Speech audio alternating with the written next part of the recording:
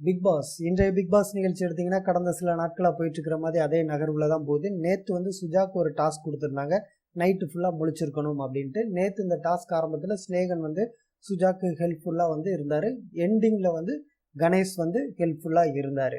இந்த டாஸ்க் முடிஞ்சோன்னே ஒரு அற்புதமான பாடல் போட்டாங்க, தூங்காதே தம்பி தூங்காதே அப்படின்ட்டு. அதுக்கேற்ற மாதிரியே இந்த எபிசோடில் அடுத்து ஒரு சம்பவம் நடந்தது ரைஸா வச்சு. அது போகிறதுக்கு முன்னாடி இந்த பாடல் உணர்த்தக்கூடிய மிகப்பெரிய தத்துவம் என்ன அப்படின்னா வந்து, நல்ல பொழுதை எல்லாம் தூங்கி கெடுத்தவர் தானும் கெட்டதுடன் நாட்டை கெடுத்தார் அப்படிங்கிற அந்த வரி வரும். வாழ்க்கையில வந்து மிக மிக வந்து ஒரு உயர்வான ஒரு பொருள் அப்படின்னு நம்ம எடுத்துக்கிட்டோம்னா நேரம் தான். நம்ம கடந்து போன நிமிடங்களோ நொடிகளோ நமக்கு திரும்ப கிடைக்க போறதே கிடையாது.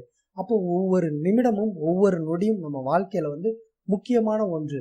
நம்ம அதை எப்படியாவது ஒரு பயனுள்ள வகையில மாத்திக்கணும். ஏன்னா நேரம் தான் விலை மதிப்பில்லாத ஒன்று.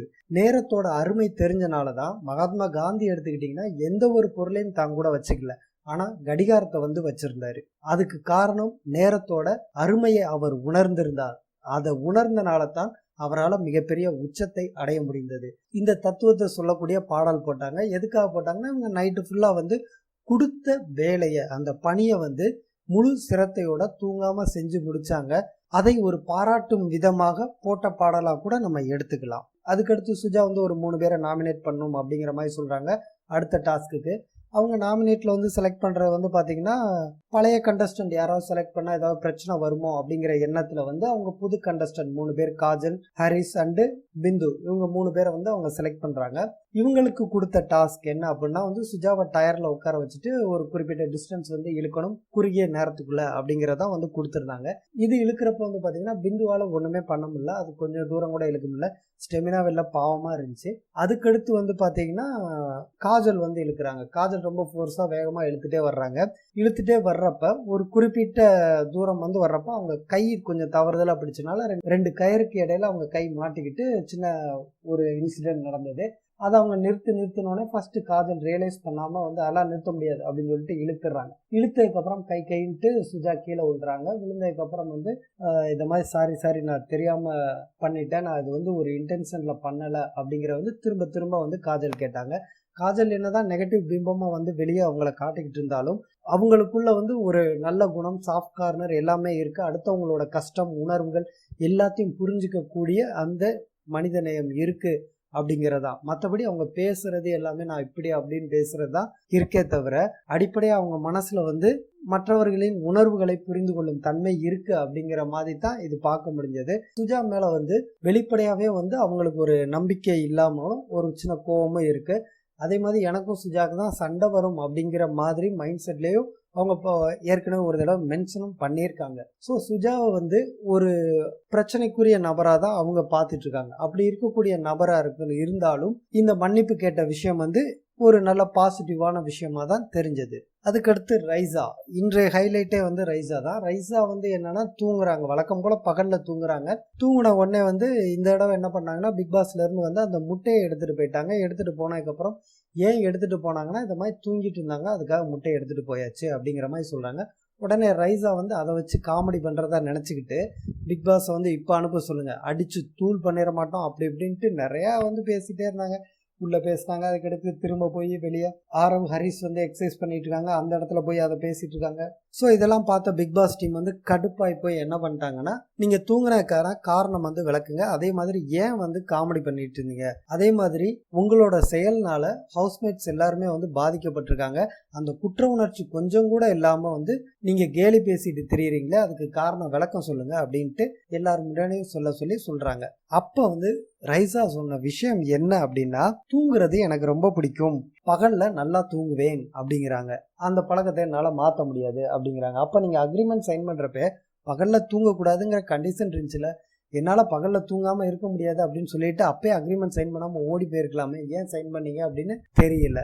இது வரைக்கும் வந்து இந்த பிக் பாஸ் வீட்ல வந்ததுக்கு அப்புறம் வந்து அந்த பகல்ல தூங்குறது வந்து நீங்க தான் கொஞ்சம் கொஞ்சமா குறைச்சி அட்லீஸ்ட் இந்த 50 நாள்ல நிறுத்தி இருக்கலாம், மாத்தி இருக்கலாம். ஒரு அக்ரிமெண்ட் போட்டு அந்த அக்ரிமெண்ட்டையும் நீங்க மதிக்கல அப்படிங்கிறப்ப நீங்க எந்த தொழிலுக்கு போனாலும் எப்படி நீங்க நேர்மையா இருப்பீங்க அப்படிங்கிற ஒரு கேள்வி வந்து அடிப்படையா இந்த நிகழ்ச்சி பார்க்கக்கூடிய பல பேருக்கு வந்து வந்திருக்கும். அதை தாண்டி ஹவுஸ்மேட்ஸ் எல்லாம் வந்து பாதிச்சிருக்காங்க அப்படிங்கிற வந்து அந்த உணர்வு இல்லாம கேலி பேசுறீங்க. அந்த கேலி பேசுனதும் வந்து ஒரு நியாயமான விஷயம் மாதிரி இதை நான் ஜோக் அடித்தேன், ஜோக் அடிக்கிறது வந்து ஒரு தப்பா, என்னாலலாம் அப்படி இருக்க முடியாது, ஜோக் அடிக்கக்கூடாதுன்னு ரூல்ஸில் இல்லையே அப்படிங்கிறீங்க. தூங்கக்கூடாதுன்னு ரூல்ஸில் இருந்ததே மதிக்கலை.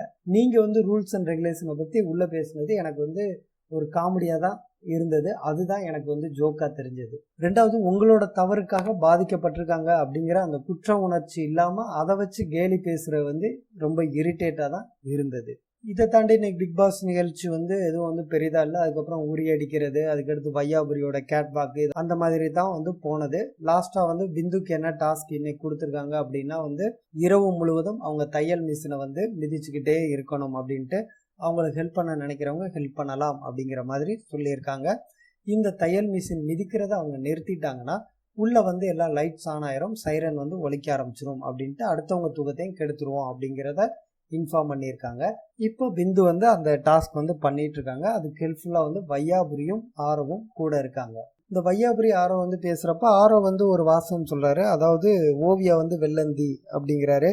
ஏன் திடீர்னு வந்து ஓவியா விஷயங்கள் வந்து மீண்டும் பேச ஆரம்பிக்கிறாரு அப்படின்னு தெரில. அதே மாதிரி சுஜா பேசின வந்து அவங்க நிறையா கம்ப்ளைண்ட்ஸ் வந்து சொல்லிட்டு இருந்தாங்க. இது மாதிரி சுஜா நடிக்குது, ஓவியா மாதிரி நடிக்க ட்ரை பண்ணுது அப்படிங்கிறாங்க. சுஜா நடிக்கிறாங்களா என்ன ஏது அப்படிங்கிற வந்து இதுக்கு முந்தின வீடியோலாம் நிறையா வந்து நம்ம வந்து விவாதிச்சிட்டோம்.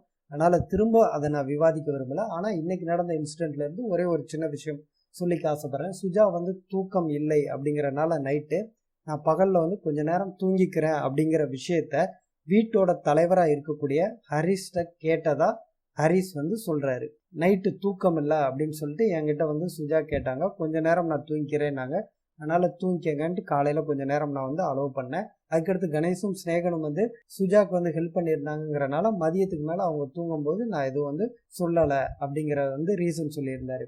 இதிலிருந்து என்ன தெரியுது அப்படின்னா, சுஜா வந்து ஒரு கட்டுப்பாடோடு இருக்கக்கூடியவங்க, ஒரு ரூல்ஸ் அண்ட் ரெகுலேஷன் அப்படின்னு நம்ம சொல்லிட்டோம்னா அதை மீறக்கூடாது, அதுக்குள்ளே வந்து கரெக்டாக நடந்துக்கணும் அப்படிங்கிற ஒரு சின்சியாரிட்டி உணர்வு சுஜா கிட்ட இருக்கு அப்படிங்கிறதான். இப்போ சுஜா வந்து நடிக்கணும் அப்படிங்கிற மாதிரி இருந்திருந்தா இப்போ நைட்டில் நான் தூங்கலை, என்னை தூங்க என்னால் முடியல அப்படி இப்படின்ட்டு காலையில் எவ்வளவு சீன் போட்டிருக்கலாம். ஒரு சாதாரண விஷயம்.